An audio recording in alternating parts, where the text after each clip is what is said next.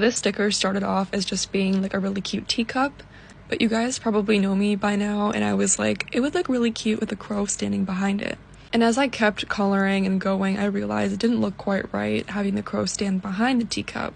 So then I sketched a little crow sitting inside, and I ended up liking it so much more, so I went with it. I think this might be my new favorite crow sticker that I have. I know I say that all the time, but this one is just so cute. Here's the finished sticker. What do you guys think?